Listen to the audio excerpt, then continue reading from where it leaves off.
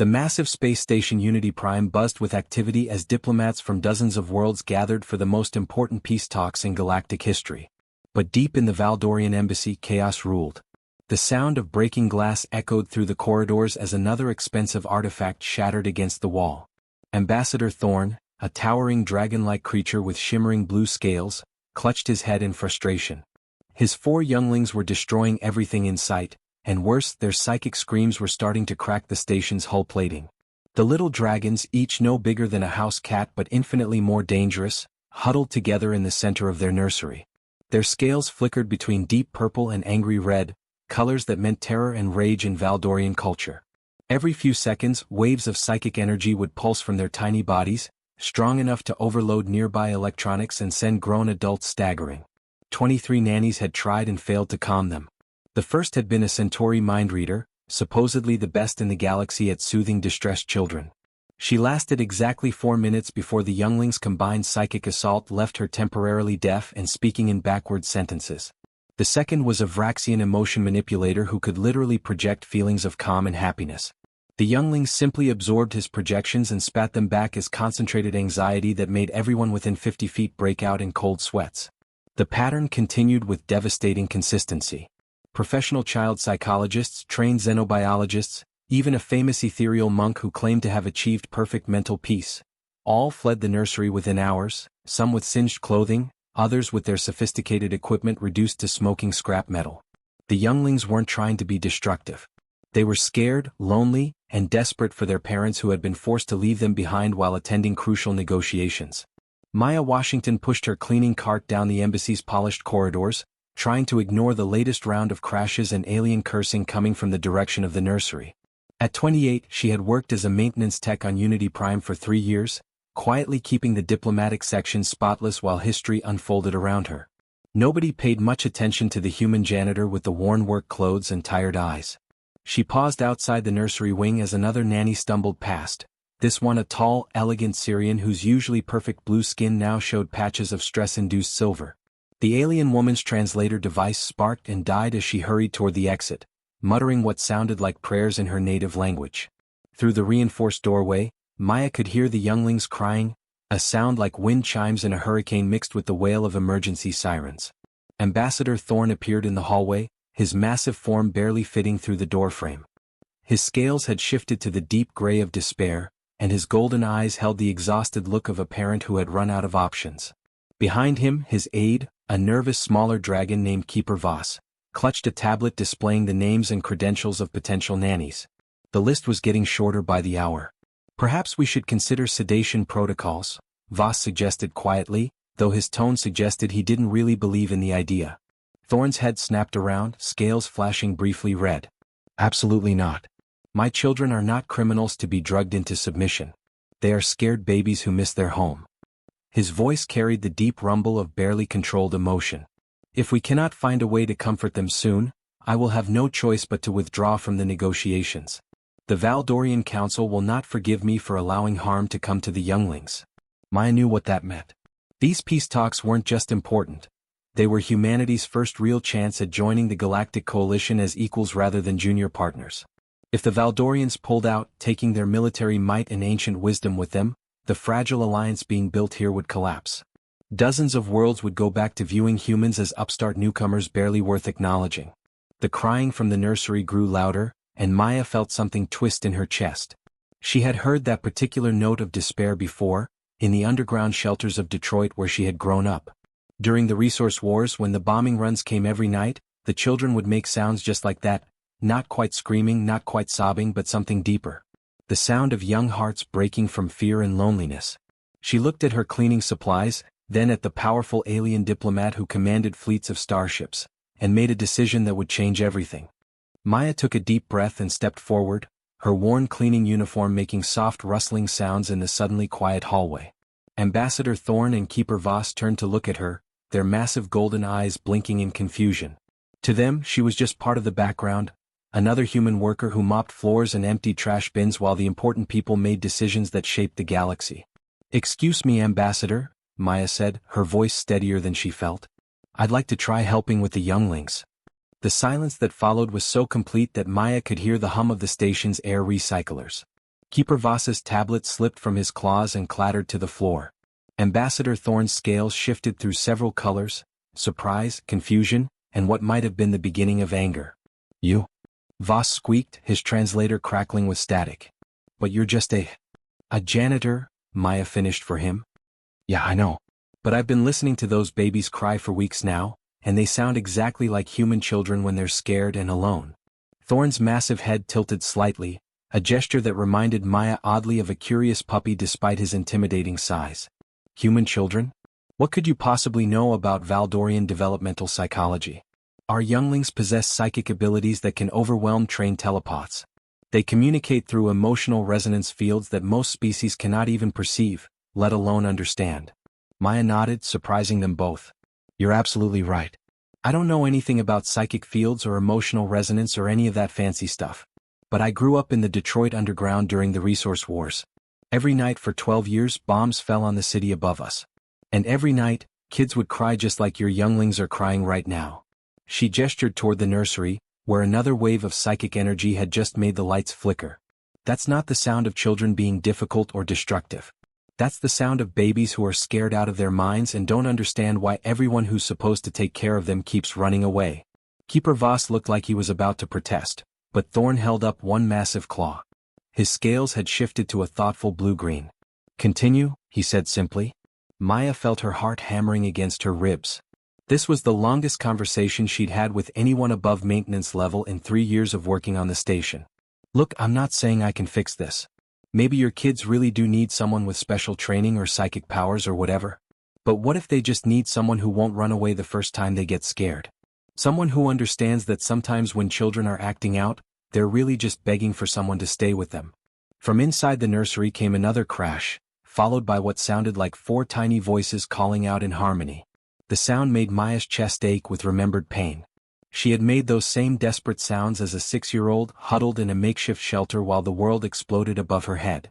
The professionals you've been hiring, Maya continued, they all came here expecting to fix your kids like they were broken machines. They had techniques and theories and special equipment. But when that stuff didn't work and the younglings fought back, they gave up. They treated your children like problems to be solved instead of scared babies who needed comfort. Thorn's scales were now cycling slowly through colors Maya didn't recognize, but his voice had lost its earlier skepticism. And you believe you would not give up? Maya thought about her childhood, about nights when the only thing standing between her and complete terror was her grandmother's voice singing old songs in the darkness. About learning that sometimes the most powerful thing you could do was simply refuse to leave when everyone else ran away. Ambassador, with respect, your babies aren't dangerous because they're trying to hurt anyone. They're dangerous because they're terrified and their fear is so strong it's literally changing the physical world around them. But that same power that's breaking things? What if someone could help them use it differently? What if instead of pushing people away with their fear, they could learn to pull someone closer with trust? The hallway fell silent except for the distant crying from the nursery. Maya realized she was holding her breath, waiting for Thorn to dismiss her with the same polite but firm rejection she'd received from authority figures her whole life. Instead, the massive dragon looked at his aide, who was staring at Maya like she'd just suggested juggling live plasma grenades. The risk, Voss whispered. If the human is injured or killed by psychic feedback, the diplomatic consequences. Thorn's golden eyes fixed on Maya's face, studying her with an intensity that made her feel like he was looking straight through to her soul. Tell me, Maya Washington, he said, and she was startled that he knew her name, what makes you believe you can succeed where experts have failed? Maya stood at the edge of the nursery doorway, her hand trembling slightly as she reached for the control panel. Ambassador Thorn and Keeper Voss waited behind her, their scales flickering with nervous energy. Through the reinforced transparent aluminum, she could see the 4 Valdorian younglings huddled together in the center of the room like a tiny, terrified pack. The babies were beautiful in an alien way. Their scales shimmered between deep purple and angry red, and their large golden eyes were wide with fear. They couldn't have been more than a few months old by human standards, but Maya could feel the raw power radiating from their small bodies. The air around them literally rippled with psychic energy, creating visible distortions that made her eyes water if she looked too closely. Remember, Thorn said quietly, if you feel any pressure in your head, any disorientation or pain, retreat immediately. Psychic feedback from distressed younglings has been known to cause permanent neural damage in species without natural mental shields. Maya nodded, though her throat felt dry. She had talked a good game in the hallway, but now that she was actually facing the reality of walking into a room with 4 psychically powered alien babies, her confidence wavered. The previous nanny, a trained professional with decades of experience, had stumbled out with her hair smoking and her eyes rolled back in her head. The door hissed open, and immediately Maya felt it, a crushing weight pressing against her mind like invisible hands trying to squeeze her skull. The youngling's fear hit her in waves, so intense that for a moment she couldn't breathe. Every instinct screamed at her to run, to get away from this overwhelming torrent of alien emotion. But then she heard it clearly. Underneath all the psychic noise and crackling energy, the younglings were crying. Not the angry screaming of spoiled children, but the heartbroken sobs of babies who had been abandoned over and over again. Maya's legs almost buckled under the psychic pressure, but she forced herself to take one step forward, then another. "It's okay," she whispered, though she wasn't sure if she was talking to the younglings or herself. "It's going to be okay." The psychic assault intensified. Maya felt like she was trying to walk through chest-deep water while someone fired flashbangs next to her ears. Her vision blurred and her hands shook, but she kept moving toward the center of the room. The 4 babies, Kira, Dex, Luna, and Tor, she had learned their names from the files, pressed closer together as she approached, their scales now flickering with confused yellow mixed with the red of fear. Maya's grandmother had always said that when words failed, music could reach places that nothing else could touch. In the underground shelters of Detroit, when the bombing was so loud that you couldn't think, when the fear was so strong it felt like drowning, her grandmother would hum. Not fancy songs or complicated melodies, just simple tunes that had been passed down through generations of people who had survived impossible things. So Maya began to hum. The melody was older than space travel, older than the wars that had driven humanity to the stars. It was a lullaby that had comforted children through plague and famine, through the collapse of old Earth and the long years of struggling to survive in hostile new worlds. Her voice was shaky at first, barely audible over the crackling of psychic energy, but she kept going. Something shifted in the room. The crushing pressure against Maya's mind didn't disappear, but it changed somehow, less like an attack and more like curiosity. The younglings had never heard anything quite like this sound. Not the electronic harmonics their own species used, not the telepathic songs that other races projected directly into their minds, but something purely physical. Sound waves created by organic vocal cords, carrying emotions not through psychic energy but through simple acoustic vibrations. Little Kira, the smallest of the 4, lifted her head slightly. Her scales began to shift from angry red to confused yellow to something Maya didn't recognize, a soft, shimmering blue that seemed to pulse in rhythm with the humming. The psychic pressure in the room wavered, like a radio station trying to find the right frequency. Maya kept humming, even though her head felt like it was splitting open. She realized that the Valdorian babies weren't just hearing the lullaby. Their incredible psychic sensitivity was letting them feel the emotional history woven into the melody itself. They could sense the centuries of human parents who had sung similar songs to comfort their children, the love and protection and desperate hope that had been passed down through countless generations. For the first time since they had arrived on the station, the younglings felt something other than fear and abandonment. Maya's voice grew stronger as she continued humming, the ancient melody filling the nursery with something the room had never experienced before, pure, uncomplicated comfort. The psychic storms that had been raging around the 4 younglings began to settle, not disappearing entirely but transforming into something completely different. Instead of chaotic waves of fear and anger crashing against Maya's mind, she now felt gentle ripples of curiosity and wonder. Kira, the smallest youngling, took a tentative step toward Maya. Her scales had shifted to that beautiful shimmering blue, and for the first time, Maya could see the intelligence in those large golden eyes. Not the wild, desperate intelligence of a terrified animal, but the bright curiosity of a child encountering something magical and new. The little dragon tilted her head, listening intently to every note. Maya slowly lowered herself to the floor, sitting cross-legged just a few feet from the huddled group. She kept humming, letting the melody flow naturally without forcing it. Her grandmother had taught her that the best lullabies weren't performances, they were conversations. You sang not to show off your voice, but to wrap a scared child in invisible arms made of sound and love. Dex, the second youngest, began to make a soft trilling sound deep in his throat. At first Maya thought he might be getting upset again, but then she realized something incredible was happening. The little dragon was trying to hum along. His voice was nothing like a human's, it sounded more like wind chimes mixed with the purr of a contented cat, but he was matching the rhythm and emotional tone of her lullaby perfectly. The psychic energy in the room began to change in ways Maya couldn't have imagined. Instead of the crushing weight she'd felt when she first entered, now there was something warm and welcoming flowing between her and the younglings. She realized that their psychic abilities weren't just picking up the melody, they were sensing the deep emotional resonance behind it, the love and protection that had been woven into this simple song across countless generations. Luna and Tor, the two older younglings, crept closer as well. Their scales were cycling through colors Maya had never seen before, soft greens and warm golds that seemed to pulse in harmony with the lullaby.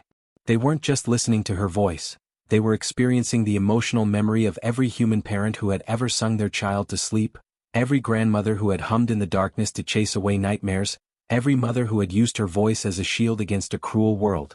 Maya felt tears running down her cheeks as she understood what was happening. These babies had been abandoned over and over, not by choice but by people who couldn't handle their incredible psychic sensitivity.